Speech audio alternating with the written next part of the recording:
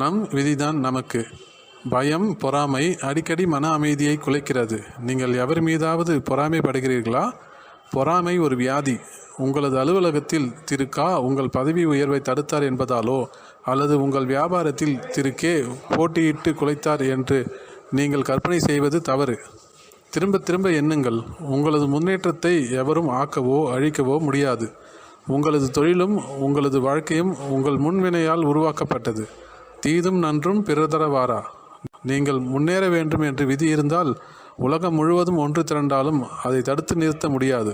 அதற்கு மாறாக நடக்க வேண்டுமெனில் அப்பொழுதும் உலகம் முழுவதானாலும் ஒன்றும் செய்ய இயலாது. ஒவ்வொரு மனிதனும் அவனது விதியினாலேயே ஆளப்படுகின்றான். ஒருவரை சார்ந்திருப்பது போல் தென்பட்டாலும் ஒருவரது வாழ்விலிருந்து அடுத்தவருடையது வேறுபட்டது ஆகும். இதை நினைவில் கொள்ளுங்கள். இந்த கருத்தை தெளிவாக புரிந்து கொள்ளுங்கள். ஒருபொழுதும் பிறர் மீது பொறாமை கொள்ளாதீர்கள், அல்லது உங்கள் துன்பத்திற்கு பிறரை பழிக்காதீர்கள். சுவாமி சிவானந்தர் எழுதிய மன அமைதி பூங்காவிற்கு ஒரு நல்வாழ்க்கை பாதை என்ற இந்த சிறிய நூலின் ஃபுல் புக்கு வீடியோ லிங்க்கு இங்கே இருக்கு. வேணுன்றவங்க செக் பண்ணி பாருங்க. ஆன்மீகத்தில் உள்ள அனைவரும் கேட்க வேண்டிய ஒரு அற்புதமான நூல். நன்றி.